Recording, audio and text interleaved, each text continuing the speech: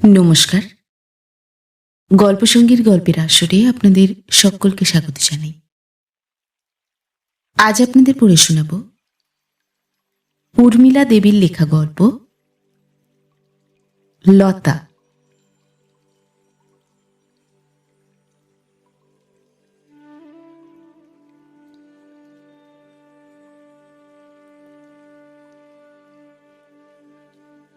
লতা আজ আর এ সংসারে নাই। তাহার ক্ষুদ্র জীবনের করুণ ইতিহাসটুকু আজ আমি সকলের নিকট উপস্থিত না করিয়া পারিলাম না। লতা অল্প সময়ের মধ্যেই আমার জীবনের সহিত এমন অচ্ছেদ্য বন্ধনে জড়াইয়া গিয়াছিল যে আজও তাহার কথা স্মরণ হইলে আমার বুকের খানিক অংশ শূন্য বলিয়া মনে হয়। শিশুকাল হইতেই লতার স্বভাবটি একটু অদ্ভুত রকমের ছিল। যে বয়সে ক্ষুদ্র শিশুগণ হাসিয়া খেলিয়া নাচিয়া কুঁদিয়া ঝগড়া মারামারি ও দৌরাত্ম্য করিয়া পাড়া মাথায় করে, সে বয়সেও লতা খেলাধুলা ছাড়িয়া নদীর পাড়ে গালে হাত দিয়া বসিয়া থাকিতেই ভালোবাসিত। ক্ষুদ্র নদীটি আঁকিয়া বাঁকিয়া চলিয়া গিয়াছে, তাহারই তীরে লতাপাতা ঘেরা তাহাদের ক্ষুদ্র গৃহখানি। গৃহে বৃদ্ধা বিধবা ঠাকুরমা ও বিধবা মাতা ভিন্ন আর কেহই ছিলেন না। লতার এক কাকা ছিলেন, তিনি বিদেশে চাকুরি করিতেন। পরপর 3টি মৃত সন্তান প্রসব করিবার পর লতা জন্মিয়াছিল। জীবিত সন্তানের শুভাগমন উপলক্ষে যখন গৃহ আনন্দোৎসবে মগ্ন, তখন সকল আনন্দ নিরানন্দে মগ্ন করিয়া 3 দিনের মধ্যে লতার পিতা দেহত্যাগ করিলেন। সেই অবধি সকলেই তাহাকে অপয়া অলক্ষণা নামে অভিহিত করিত। কেবল তাহার সদ্য বিধবা দুঃখিনী মাতা তাহাকে দ্বিগুণ বলে বক্ষে চাপিয়া ধরিয়া তাহার মুখ চুম্বন করিতেন। আহা, জন্মিয়া যে একদিনের জন্য পিতৃস্নেহ পাইল না, তাহার মতো অভাগিনী জগতে কে আছে? মানুষে কোন প্রাণে তাহাকে দোষী করে? পিতার মৃত্যুর জন্য কি সে দায়ী? তাহার অভাবে অন্য কাহারও অপেক্ষা কি তাহার ক্ষতি কিছু কম হইয়াছে? এইসব চিন্তার পর দুঃখিনী বিধবা চক্ষের জলে ভাসিয়া লতাকে বুকে চাপিয়া ধরিতেন। ক্ষুদ্র লতা একটু একটু করিয়া বাড়িতে লাগিল। ক্ষুদ্র শিশুর মুখে অদ্ভুত গাম্ভীর্য দেখিয়া সকলেই বিস্মিত হইত। কেহ কখনো লতাকে উচ্চ হাস্য করিতে শোনে নাই। তাহার সুন্দর মুখখানিতে মৃদু হাসি ফুটিয়া উঠিতে না উঠিতেই তাহা ওষ্ঠপ্রান্তে মিলাইয়া যাইত।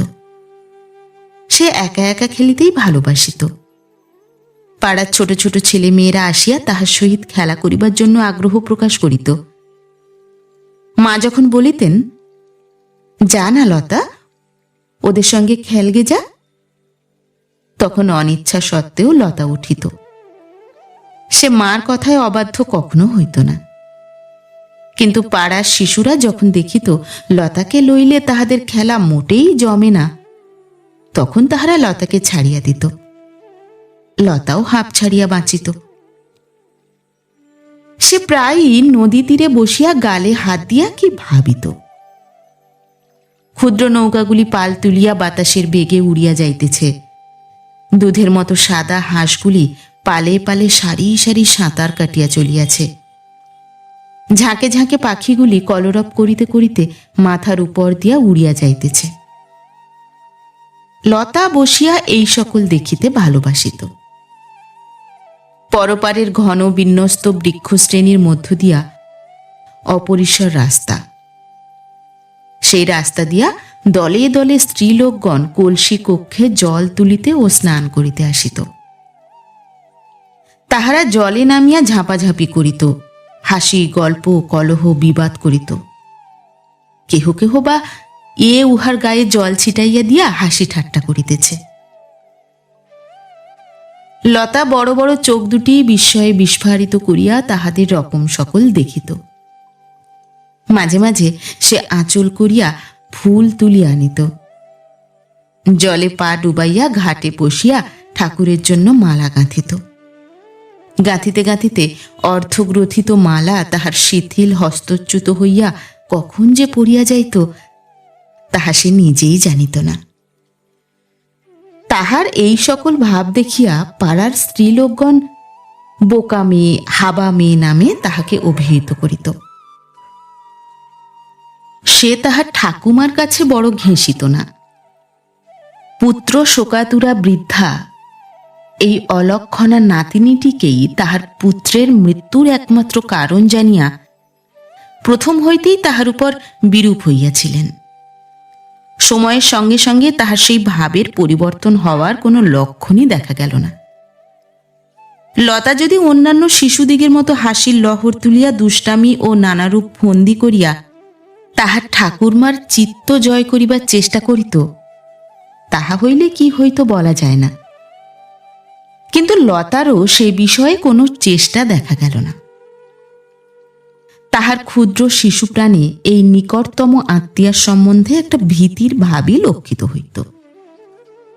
তাহাকে অত্যধিক আদর যত্ন করিবার অপরাধে তাহার মাতার প্রতিও তাহার ঠাকুরমা বিরূপ হইয়া উঠিয়াছিলেন। পঞ্চম স্বর সপ্তমে তুলিয়া তিনি যখন বধূর উদ্দেশ্যে বলিতেন, বলি, হ্যাঁ গা বৌমা, মেয়ের আবদার এত কেন? তোমার কি একটু লজ্জাও নেই বাছা? যে অপয়া মেয়েটা তোমার অমন দেবতার মতো স্বামীকে খেলে তাকে এবার এত যত্ন আত্মি, ধন্য যা হোক। কলিকালে কতই দেখব। আমাদের কালে হলে অমন অলক্ষণে মেয়ের দিকে কেউ ফিরেও চাইত না।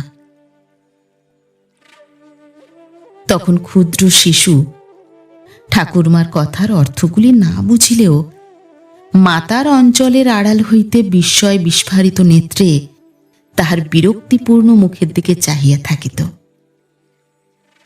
শ্বশ্রুর কর্কশ বাক্যে বধূর শোকক্লিষ্ট হৃদয়ে বড়ই আঘাত লাগিত। সে কোনো কথার উত্তর দিত না। পাছে চক্ষে অশ্রু দেখিলে শ্বশ্রু আরো বিরক্ত হন, এই ভয়ে সে তাড়াতাড়ি লতাকে কোলে তুলিয়া লইয়া কার্যান্তরে প্রস্থান করিত। হৃদয়ের বেদনা যেদিন অসহনীয় হইত সেই দিন সে ঠাকুরের পদতলে লুণ্ঠিত হইয়া অশ্রুমোচন করিত।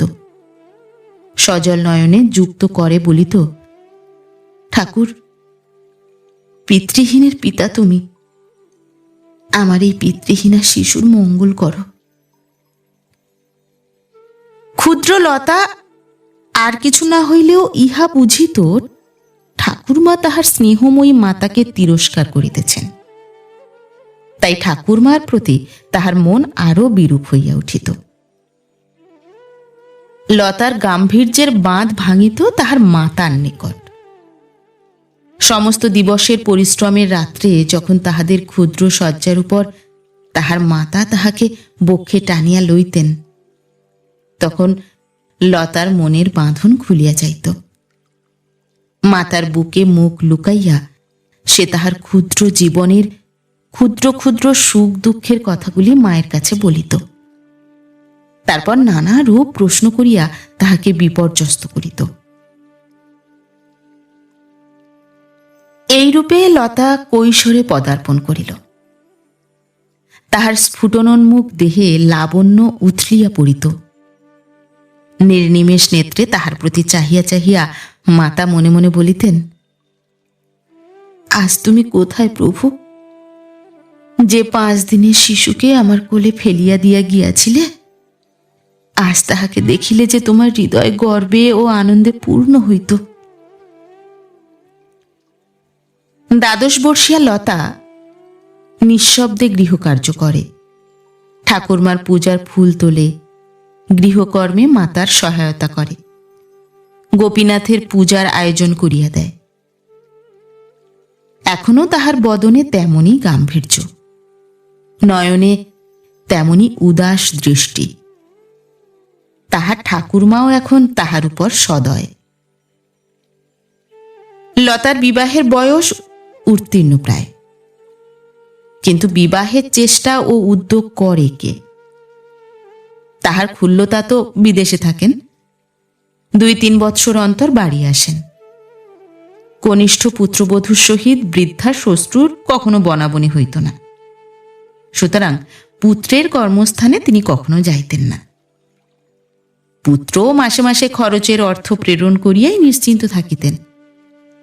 মাতা ও বিধবা ভাতৃবধূ এবং পিতৃহীনা লতাকে নিজের নিকট লইয়া যাইবার কোনো চেষ্টাও করেন নাই। তিনি তাহার মুখরা স্ত্রীটিকে একটু ভয় করিয়াই চলিতেন। আর বিশেষত গৃহে বিগ্রহের সেবা তো বন্ধ করিলে চলে না। লতার মাতা ও পিতামহী তাহার কাছে পুনঃ পুনঃ পত্র লিখিয়া কোনো উত্তর না পাইয়া হতাশ হইয়া যখন প্রায় আহার নিদ্রা ত্যাগ করিয়াছেন, তখন বিধি সুযোগ মিলাইয়া দিলেন। প্রসাদপুরের জমিদার হরকান্ত চৌধুরীর জ্যেষ্ঠ পুত্র নির্মলকান্ত এক বন্ধুর সহিত শিকারে আসিয়া একদিন দৈবক্রমে লতাকে দেখিয়া গেল। সদ্য স্নাতা মুক্তকেশী লতা তখন নদী তীরে পা ছড়াইয়া দিয়া গোপীনাথের পূজার জন্য মালা গাঁথিতেছিল।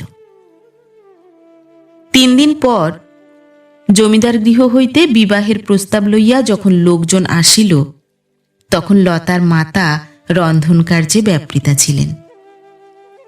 সংবাদ শুনিয়া হাতা বেড়ি ফেলিয়া দিয়া তিনি গোপীনাথের পদতলে লুটাইয়া পড়িলেন। দক্ষিণীর একমাত্র স্নেহের অবলম্বন কি আজ সত্যি রাজরানী হইতে চলিল? পরলোক হইতে তাহার দেবতা কি আজ সকলেই জানিতে পারিতেছেন? তাহা না হইলে বুঝি তাহার সুখ সম্পূর্ণ হইবে না। জমিদার গৃহে বিবাহের সংবাদ শুনিয়া লতার কাকা ছুটি লইয়া আসিলেন। লতার কাকিমা কত যত্ন করিয়া লতাকে সাজাইতে বসিয়া গেলেন। লতাদের পক্ষ হইতে না হইলেও জমিদারের পক্ষ হইয়া মহা সমারোহে বিবাহ ব্যাপার সুসম্পন্ন হইয়া গেল। জমিদার মহাশয় শতপ্রবৃত্ত হইয়া কন্যা পক্ষের ব্যয়ভার স্বয়ং বহন করিলেন। বিদায়ের পূর্বক্ষণে জামাতার হস্তে কন্যার হস্ত তুলিয়া দিয়া লতার মাতা ছলছল চক্ষে যখন বলিলেন, দুঃখিনীর দুঃখের ধন তোমায় দিলাম বাবা, তাকে যত্ন করো, আর কি বলবো। অশ্রুজলে তাহার কণ্ঠ রোধ হইয়া গিয়াছিল। নির্মলকান্ত তখন কোনো কথা না কহিয়া 2 হস্তে শ্বশ্রুর পদধূলি লইয়া মস্তকে দিল। তাহার চক্ষু তখন সিক্ত। আর লতা অবগুণ্ঠনের মধ্য হইতে মাতার অশ্রু বিবর্ণ মুখের দিকে কাতর নেত্রে চাহিয়া ফুকারিয়া কাঁদিয়া উঠিল। তারপরে লতা বহু সমাদরে ঢাক ঢোল সানাই মুখরিত আলোকমালায় সজ্জিত প্রকাণ্ড পুরীতে পুরনারীর শঙ্খ বোল মধ্যে শ্বশুরালয়ে গৃহীত হইল। প্রাঙ্গণে পালকি লাগিতেই সহাস্য বদনা শ্বশ্রুমাতা অগ্রসর হইয়া, এসো এসো আমার মা লক্ষ্মী, এসো, আমার ঘর আলো করবে বলিয়া সাদরে তাহাকে বক্ষে টানিয়া লইলেন। স্ত্রী আচার হইয়া গেল। জমিদারবাবু আসিয়া হীরক মণ্ডিত কণ্ঠহার দিয়া বধূমাতার মুখ দর্শন করিলেন।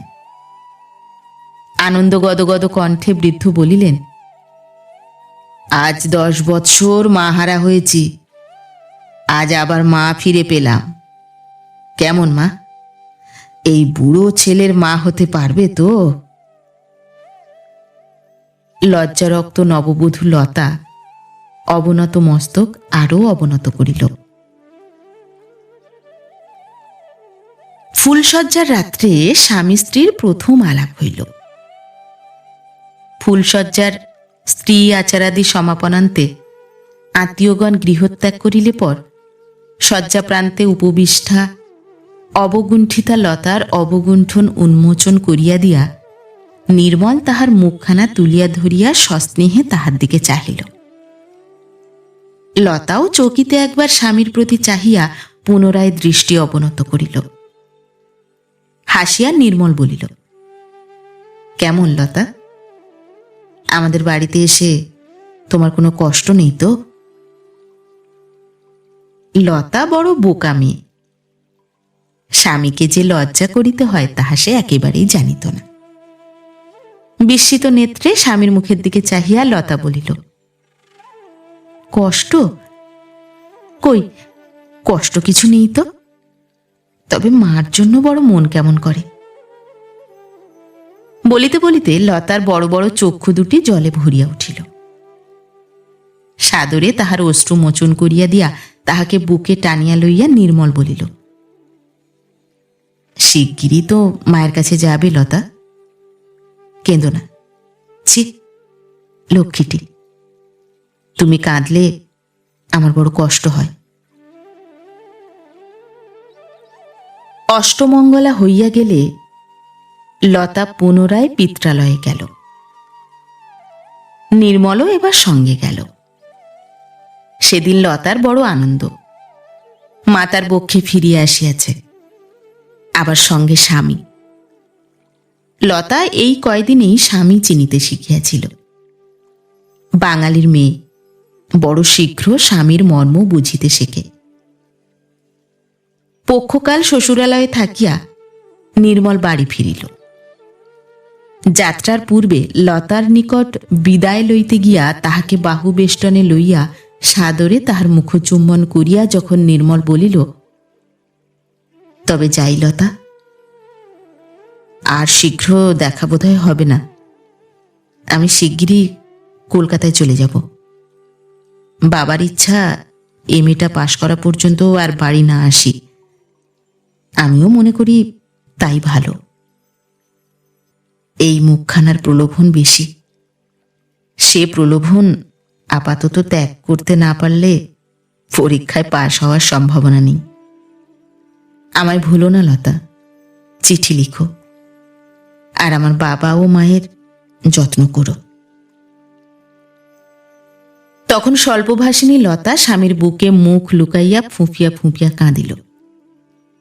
নির্মল তাহার অশ্রু মোচন করিয়া দিয়া তাহার ফুল্ল কুসুমতুল্য ওষ্ঠাধরে পুনঃ পুনঃ চুম্বন করিয়া গৃহত্যাগ করিল। তারপর 2 বৎসর লতা কখনো পিত্রালয়ে কখনো শ্বশুরালয়ে থাকিয়া একটি একটি করিয়া দিন গনিয়া স্বামীর প্রতীক্ষায় আশাপূর্ণ হৃদয়ে কাটাইয়া দিল। প্রথম বৎসর নির্মল নিয়মিত পত্র লিখিত। দ্বিতীয় বৎসর পত্র ব্যবহার কিঞ্চিত শিথিল হইল। লতা বুঝিল পরীক্ষা নিকটবর্তী বলিয়া এই সংযম। সেও অনাবশ্যক প্রশ্নপূর্ণ পত্র লিখিয়া স্বামীকে বিরক্ত করিল না।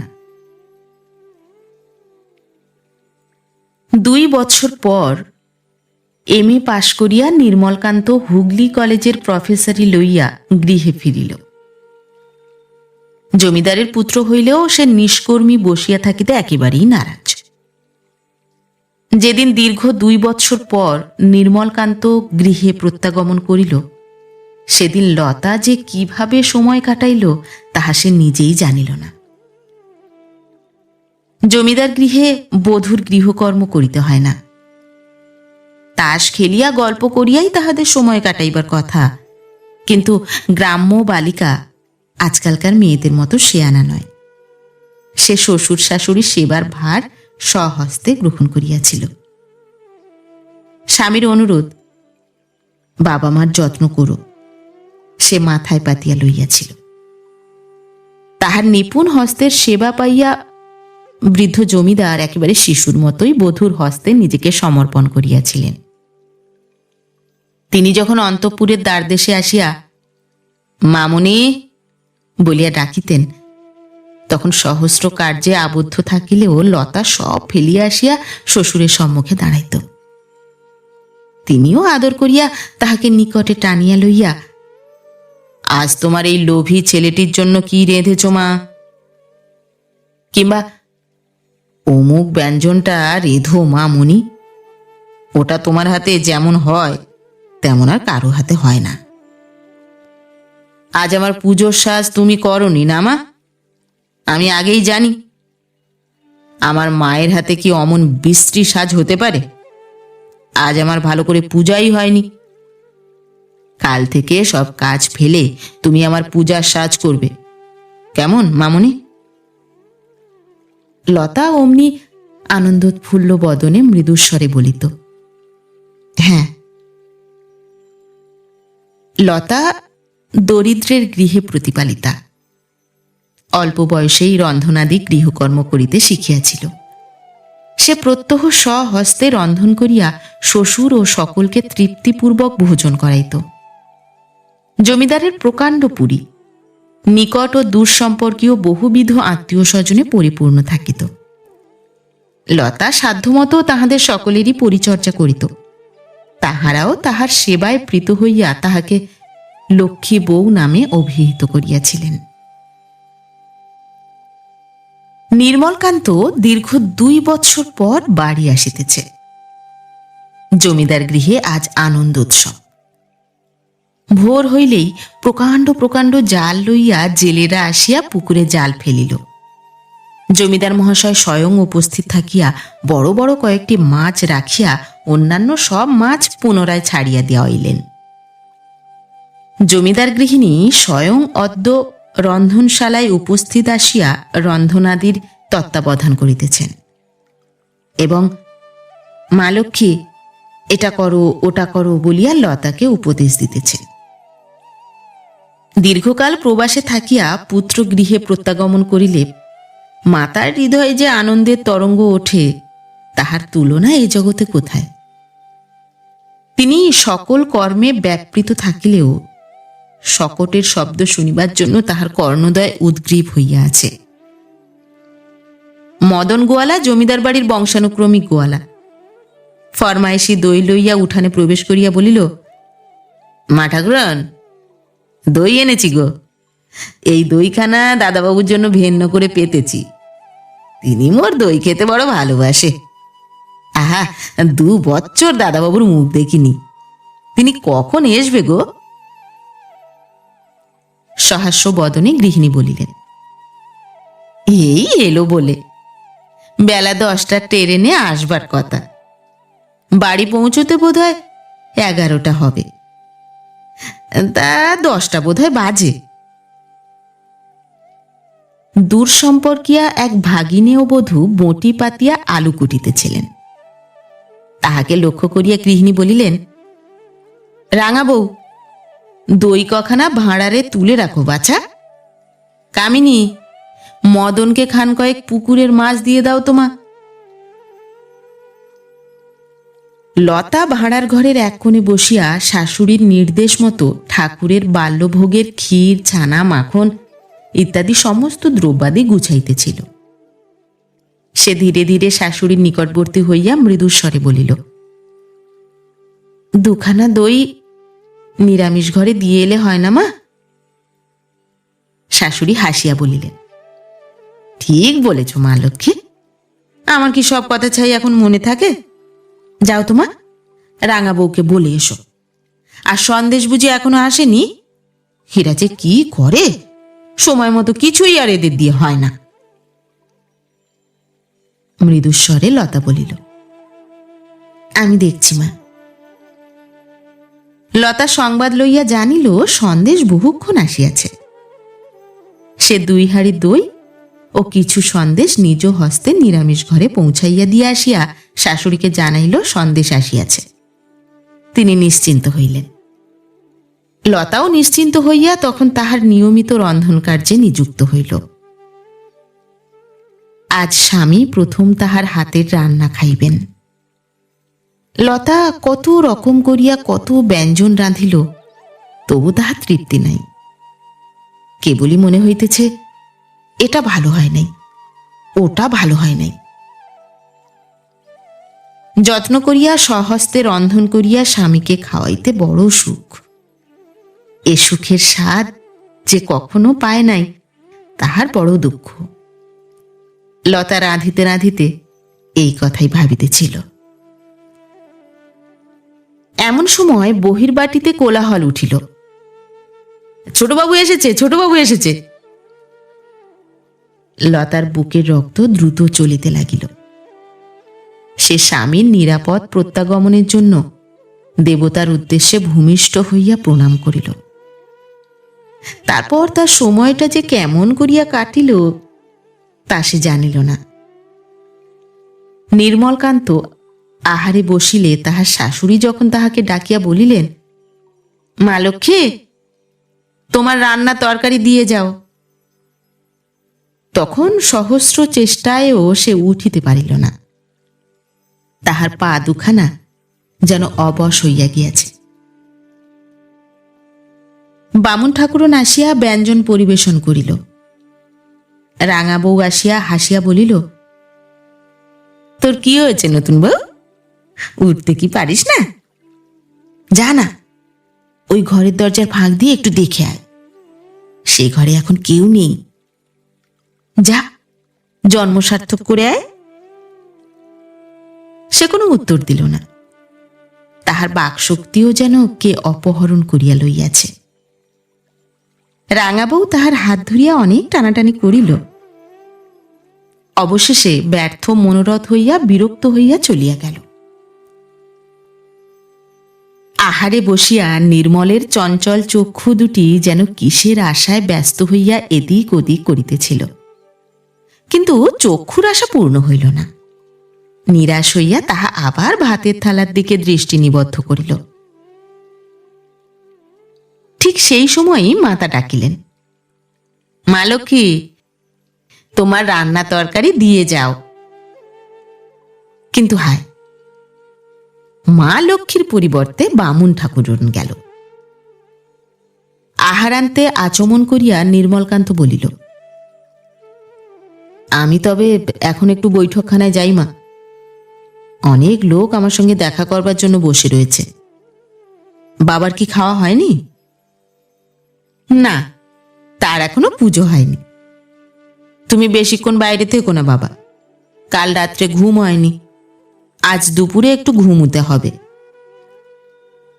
ঈষৎ হাসিয়া নির্মল বলিল, আচ্ছা মা। বাহিরে যাইবার সময়ও তাহার সোৎসুক দৃষ্টি সকলগুলি দরজার আড়ালে একবার করিয়া উঁকি মারিয়া গেল, কিন্তু যাহার সন্ধানে সে দৃষ্টি ফিরিতেছিল সে তখনও রান্নাঘরে অসাড় হইয়া বসিয়া আছে। বামাদাসী যখন আসিয়া তাহাকে বলিল, বলি, হ্যাঁ গা বৌদি, অমন করে পাথরের মতো আর কতক্ষণ বসে থাকবে? মা যে তোমায় ডাকতে লেগেছে, কর্তাবাবুর খাওয়ার ঠাঁই হয়েছে। তখন তাহার চমক ভাঙিল। সে লজ্জিত হইয়া শশব্যস্তে উঠিল। শ্বশুরের আহারের দ্রব্যাদি লইয়া যখন সে আহারের স্থানে উপস্থিত হইল, তখনও তাহার পা দুখানা থরথর করিয়া কাঁপিতেছে। শ্বশুর আহারে বসিলে সে অভ্যাস মতো পাখা হস্তে তাহাকে ব্যজন করিতে বসিল, কিন্তু আজ সে বড়ই অন্যমনস্ক। ব্যজনই থাকিয়া থাকিয়া আটকাইয়া যাইতেছিল।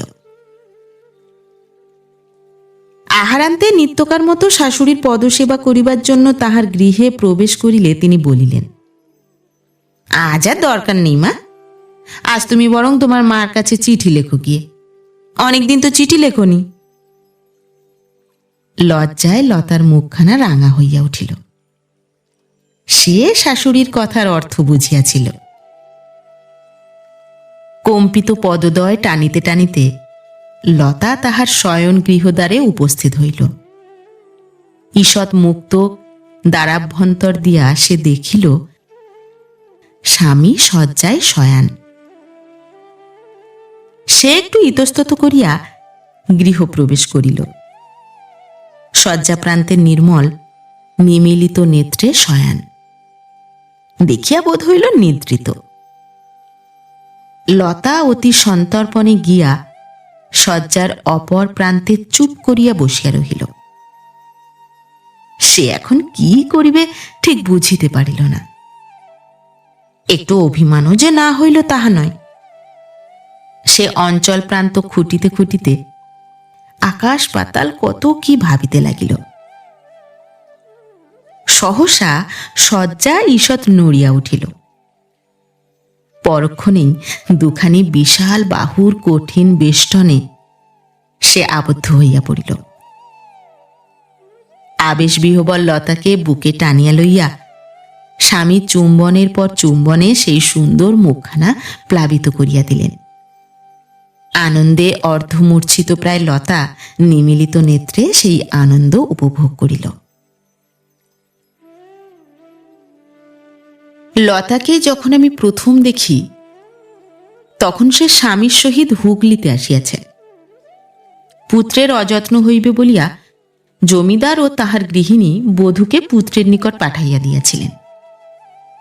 আমার স্বামী হুগলিতে ওকালতি করিতেন। নির্মলকান্ত তাহার সহপাঠী ছিলেন।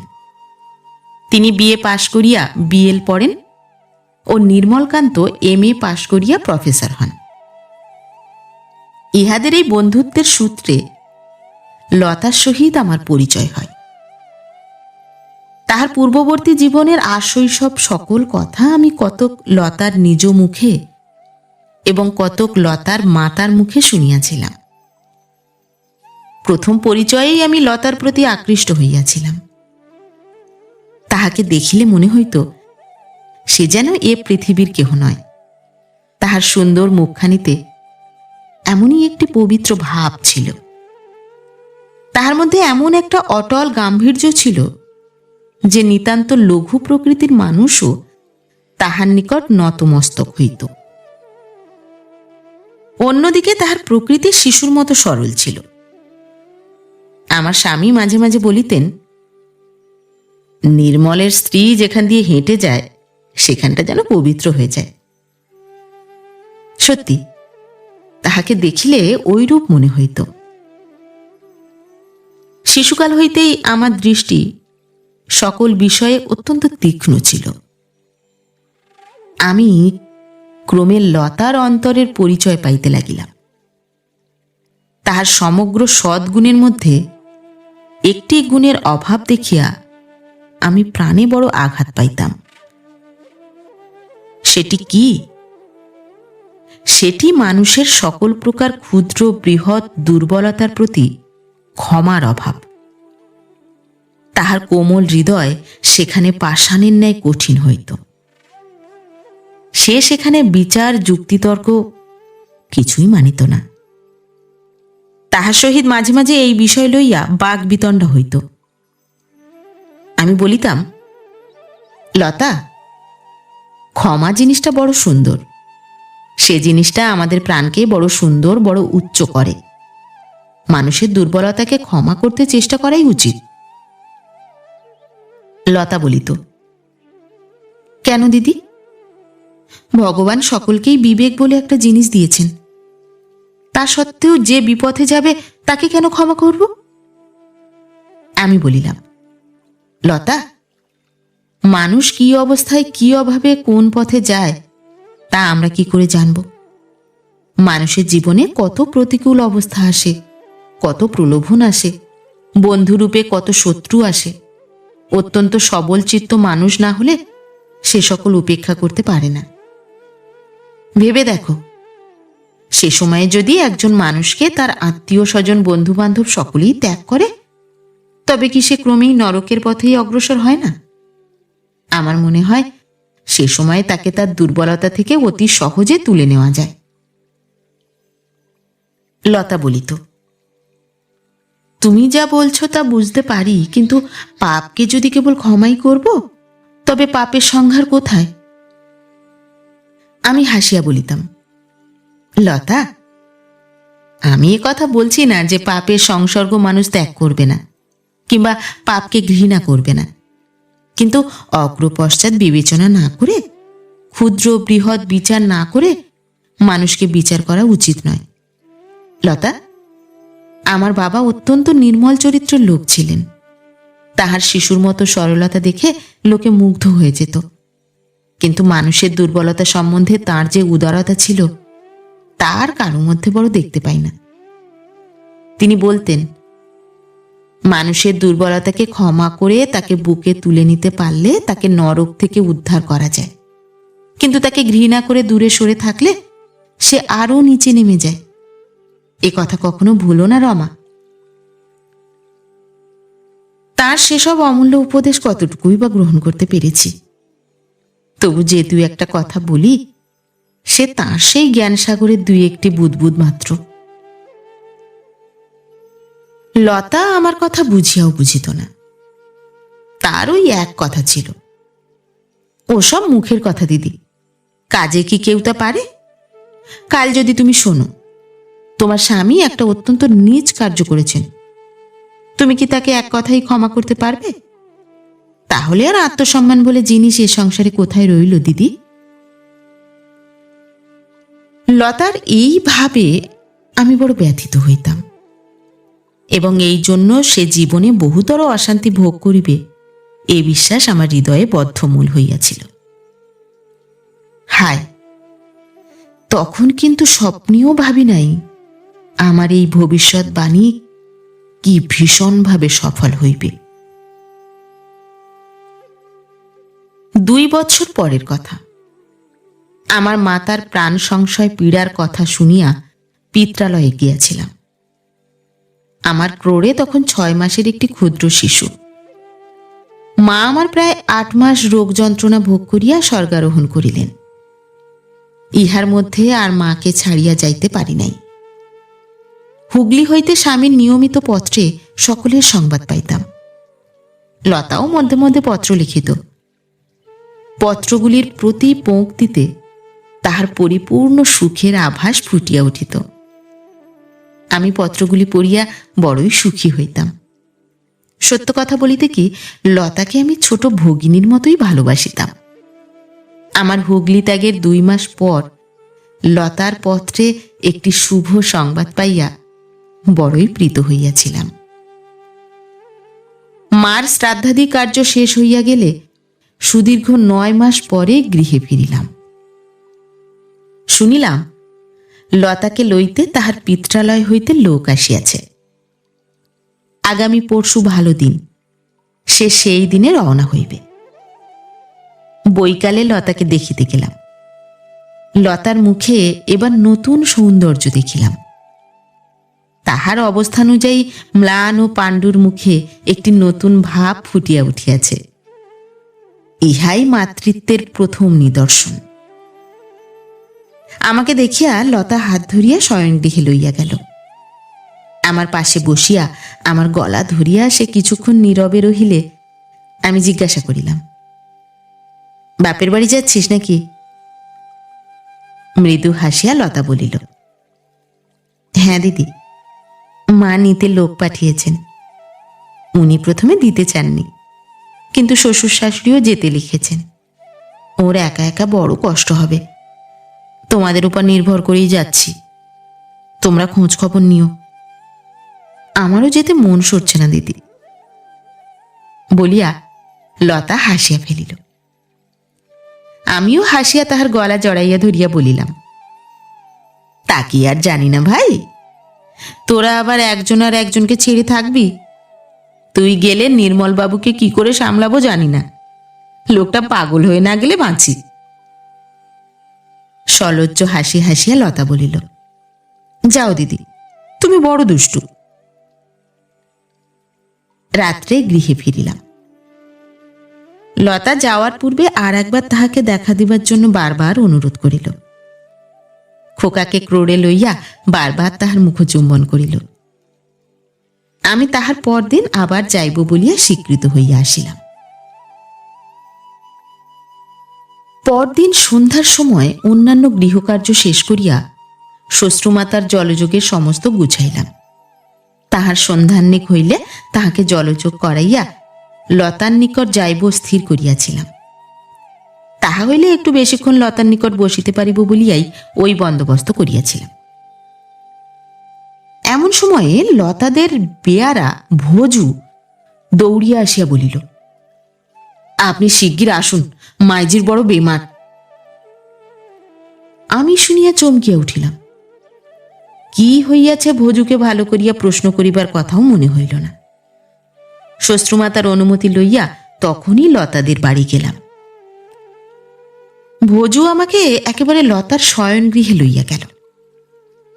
গিয়া দেখি লতার সংজ্ঞাহীন দেহ ধুলায় লুণ্ঠিত।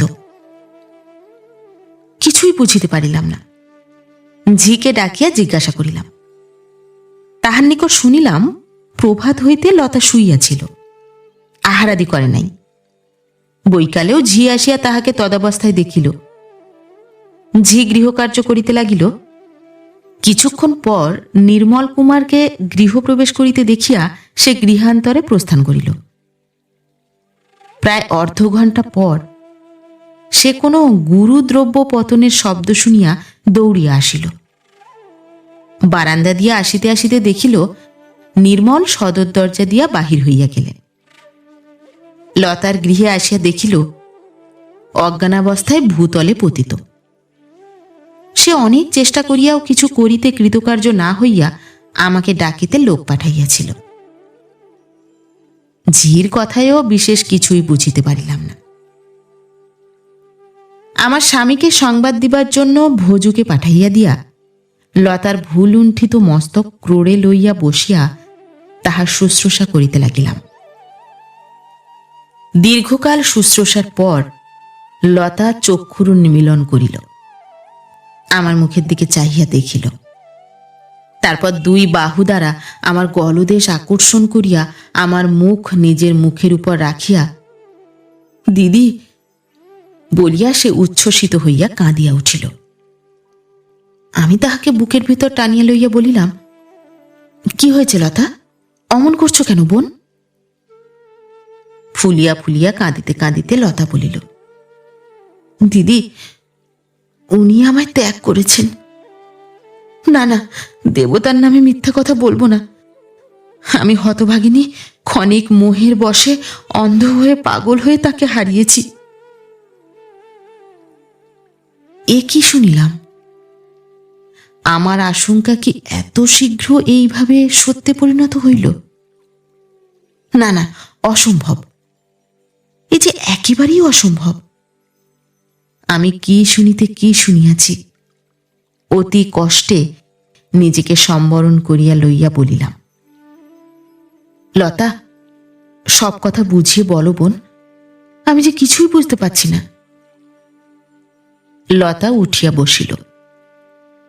দুই হস্তে চক্ষু মার্জনা করিয়া সে আমার মুখের দিকে চাহিল। তাহার সেই কাতর দৃষ্টি দেখিয়া আমি শিহরিয়া উঠিলাম।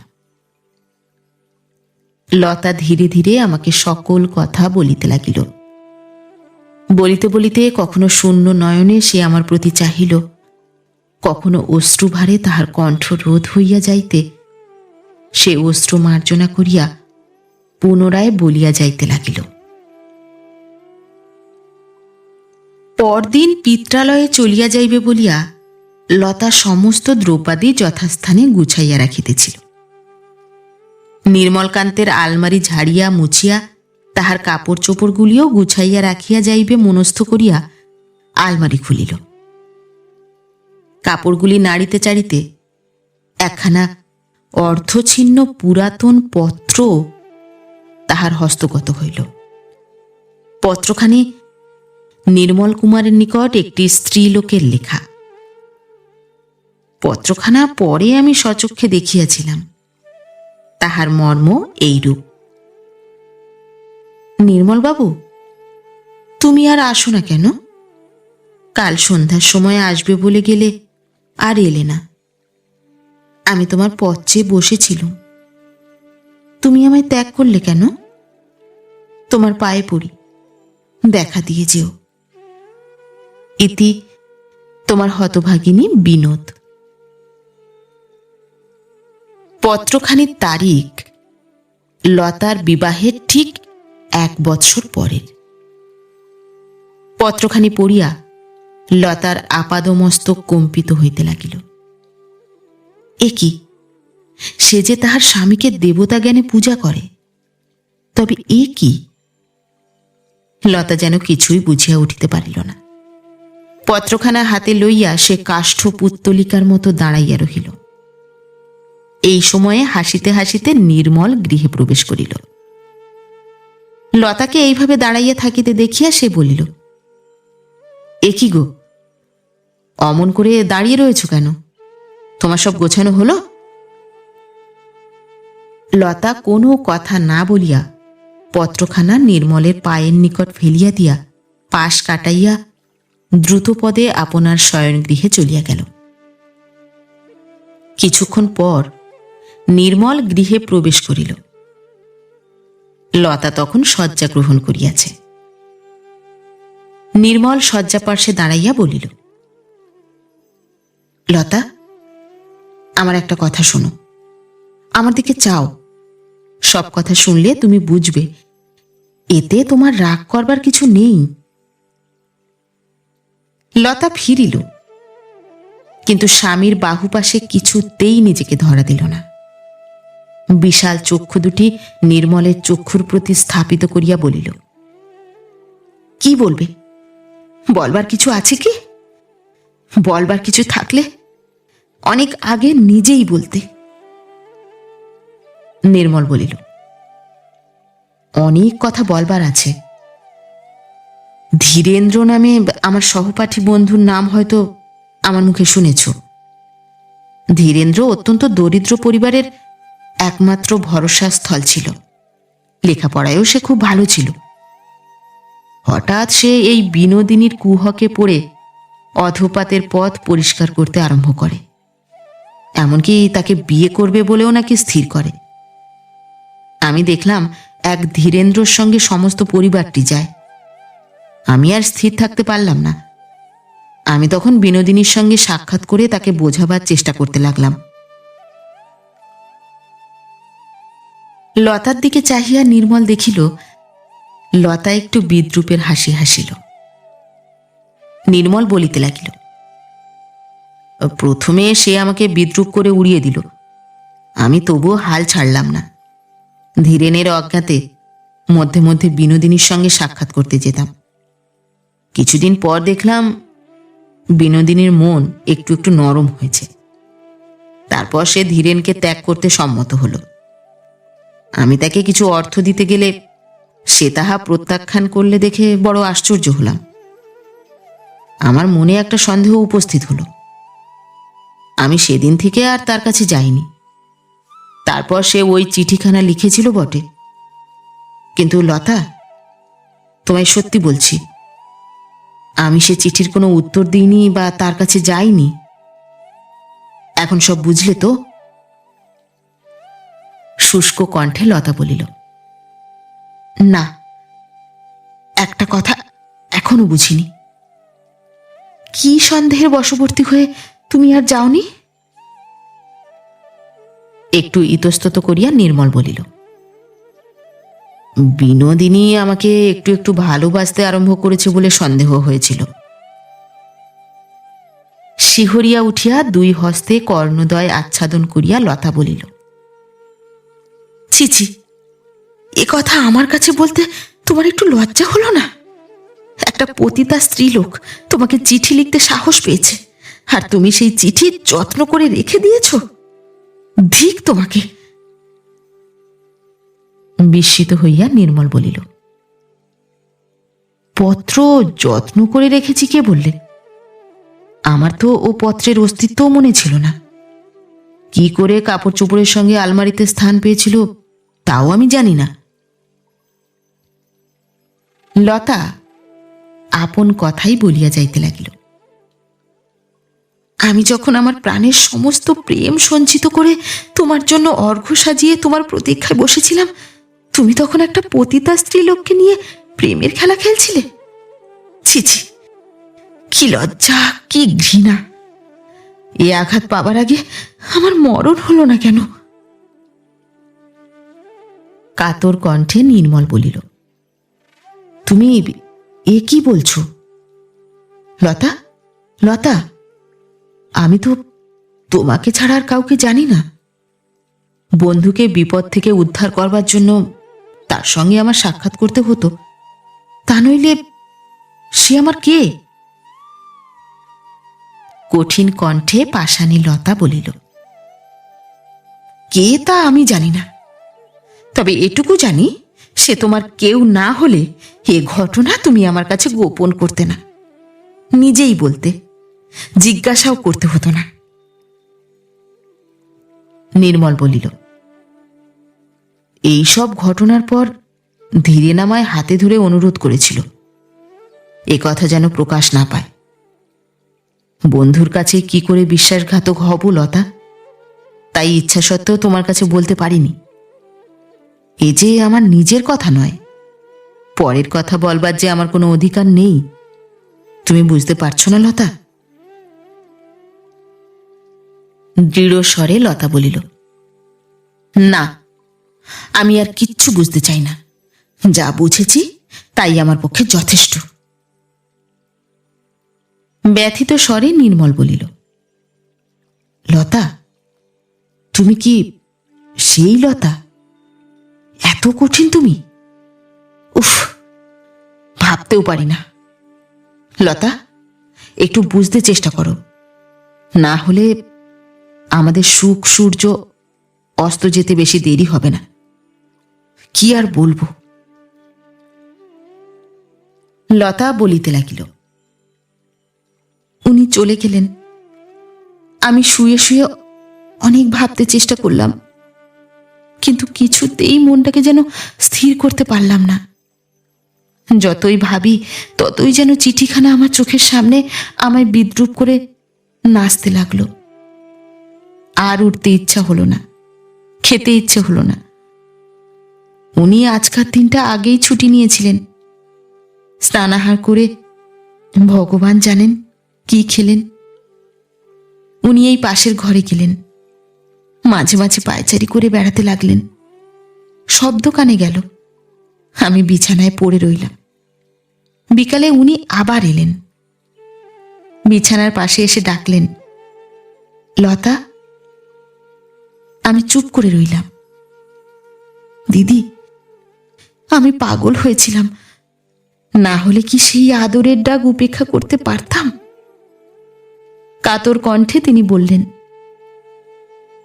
এখনো রাগ করে থাকবে? সেই অটল বিশ্বাস এক মুহূর্তে এই ভীষণ অবিশ্বাসে কি করে পরিণত হলো? এত কঠিন কি করে হলে লতা?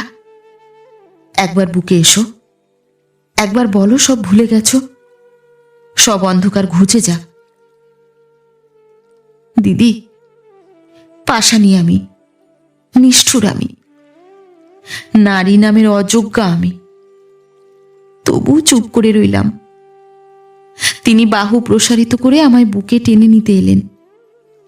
আমি সরে গেলাম। মানুষের আর কত সয়? আর একটা তুচ্ছ নারীর জন্য কেনই বা সহ্য করবেন? দরিদ্রের কুটির থেকে তুলে নিয়ে মাথার মণি করেছিলেন, আদর দিয়ে মাথায় তুলেছিলেন। সব কথা ভুলে গেলাম। লতা কিছুক্ষণ নীরব থাকিয়া পুনরায় বলিতে লাগিল। উত্তেজিত কণ্ঠে তিনি বলিলেন, এত ঘৃণা? এত করে বোঝালাম তবু বিশ্বাস হলো না? এত প্রেম এক মুহূর্তে ঘৃণায় পরিণত হলো একটা কল্পনা প্রসূত কথা নিয়ে? তবে তাই হোক, আমি চললাম। আর তোমার সঙ্গে দেখা হবে কিনা জানি না।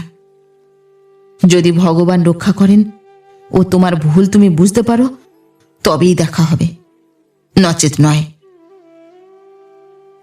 এই বলে তিনি টলতে টলতে দ্বারের দিকে অগ্রসর হলেন। তখন আমার জ্ঞান ফিরিয়া আসিল। এ কি হইল? এই করিলাম? আমি কি পাগল হইয়াছি? সামান্য সন্দেহের বশবর্তী হইয়া দেবতার মতো স্বামীকে অপমান করিলাম? এমনটা হইবে তাহা তো ভাবিতে পারি নাই।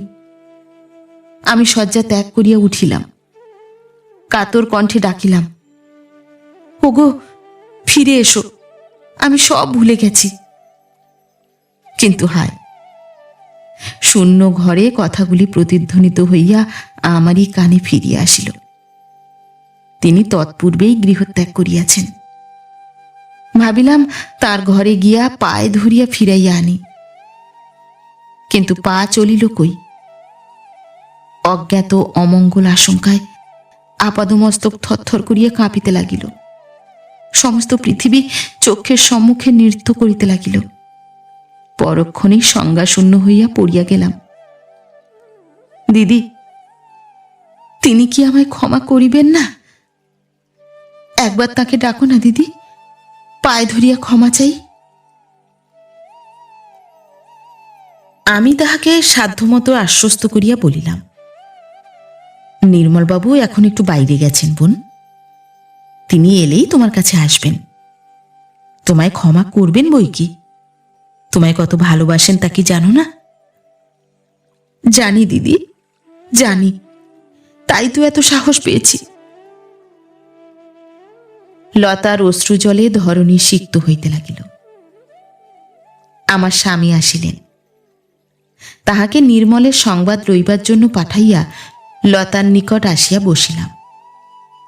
অনেক কষ্টে তাহাকে একটু দুগ্ধ পান করাইলাম। সমস্ত দিন অনাহারে সে অত্যন্ত দুর্বল হইয়া পড়িয়াছিল। দুগ্ধ পান করিবার অল্প পরে সে নিদ্রিত হইয়া পড়িল। আমি তাহার নিকট বসিয়া তাহার অঙ্গে হস্ত সঞ্চালন করিতে লাগিলাম।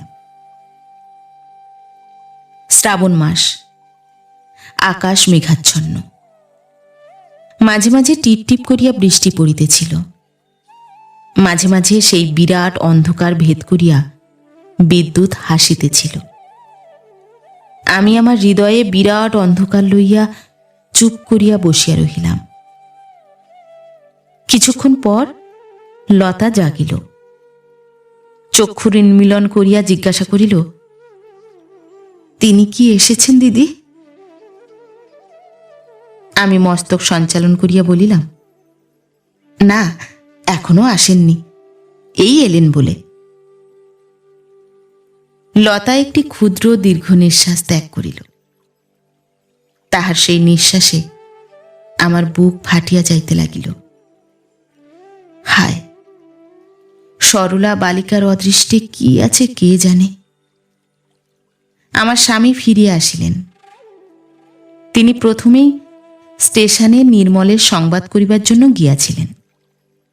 সেখানে শুনিলেন নির্মল এলাহাবাদের টিকিট কিনিয়া পাঞ্জাব মেলে চাপিয়া চলিয়া গিয়াছে। আমি মাথায় হাত দিয়া বসিলাম। আমার স্বামী বলিলেন, কিছু ব্যস্ত হও না, আমি কাল নিজে এলাহাবাদ গিয়ে তাকে ফিরিয়ে নিয়ে আসব।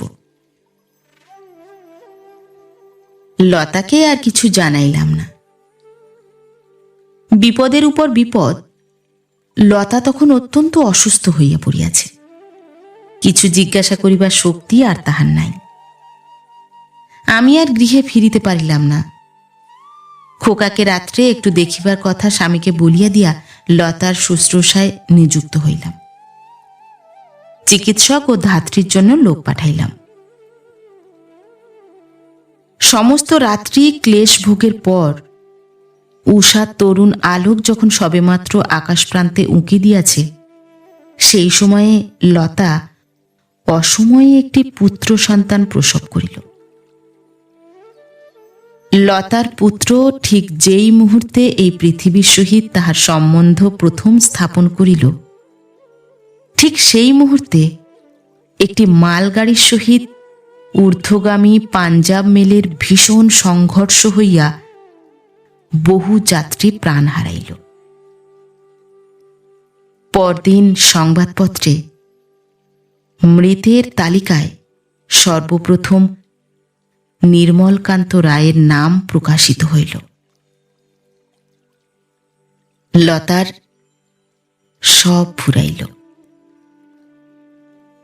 দুঃসংবাদ পাইয়া লতার মাতা ছুটিয়া আসিলেন। শোকার্ত জমিদার দম্পতির স্থান ত্যাগের শক্তি লোপ পাইয়াছিল। লোক পাঠাইয়া তাহার বধূর তত্ত্বাবধান করিলেন। লতা ছিন্ন লতিকার মতোই দিন দিন শুকাইয়া যাইতে লাগিল। তারপর একদিন 1 মাসের ক্ষুদ্র শিশুটিকে মার কোলে তুলিয়া দিয়া শ্বশুর ও শ্বশ্রুমাতাকে প্রণাম করিয়া পাপের প্রায়শ্চিত্ত করিবার জন্যই যেন লতা পরলোকগত স্বামীর উদ্দেশ্যে মহাযাত্রা করিল।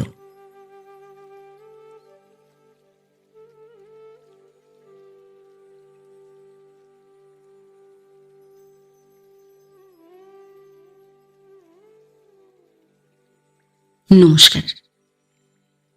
নতুন একটি গল্প নিয়ে খুব শিগগির ফিরে আসছি। ততক্ষণ সবাই ভালো থাকবেন, সুস্থ থাকবেন। গল্প পাঠ কেমন লাগলো অবশ্যই কমেন্ট করে জানাবেন এবং ভিন্ন ভিন্ন স্বাদের অডিও স্টোরি শোনার জন্য অবশ্যই চ্যানেলটি সাবস্ক্রাইব করবেন। ধন্যবাদ।